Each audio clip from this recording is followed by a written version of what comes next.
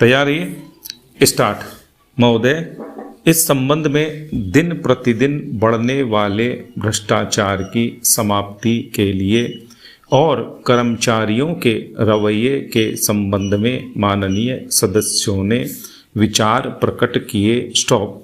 मैं समझता हूं कि इससे कोई समझदार व्यक्ति इनकार नहीं करेगा कि भ्रष्टाचार को प्रोत्साहन नहीं देना चाहिए, अतः इस ओर विशेष ध्यान देने की आवश्यकता है।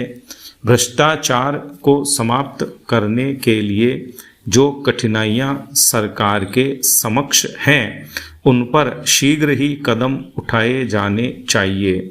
यदि सख्ती भी बरतनी पड़े तो चिंता नहीं, हमें ऐसे कदम उठाने ही हैं।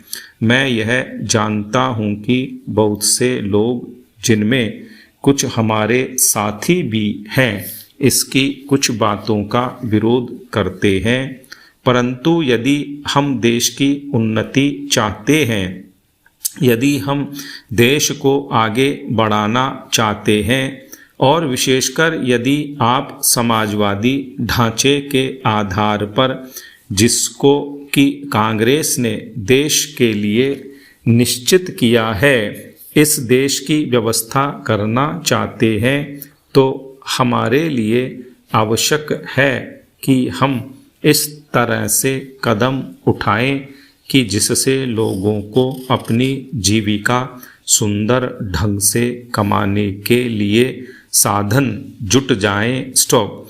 वास्तव में यह सरकार जिसने यह साहसपूर्ण कार्य किया है, इस कार्य के लिए सबसे अधिक बधाई की पात्र है।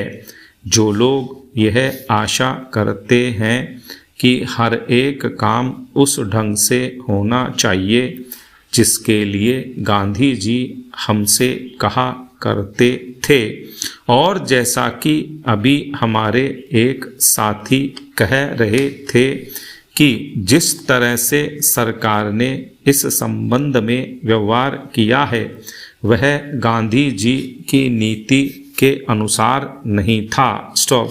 यही नहीं, उन्होंने तो एक तरह से कांग्रेस ने जो समाजवादी ढांचे पर समाज की व्यवस्था की नीति अपनाई है, उसका विरोध किया, और मेरी समझ में उनकी बात नहीं आती कि एक तरफ तो वह कांग्रेस के अंदर हैं और दूसरी ओर कांग्रेस द्वारा स्वीकार की हुई नीति का इस प्रकार से विरोध करते हैं। स्टॉप।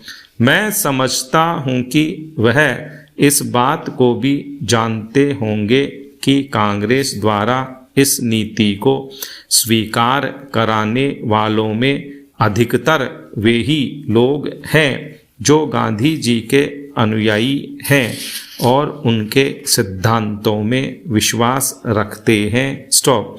ऐसी स्थिति में उनकी वह बात समझ में नहीं आती कि आज सरकार प्रजातंत्र और गांधी जी के बताए हुए नियमों के अनुसार आचरण क्यों नहीं कर रही है। स्टॉप। यह बात बिल्कुल ठीक नहीं है। स्टॉप।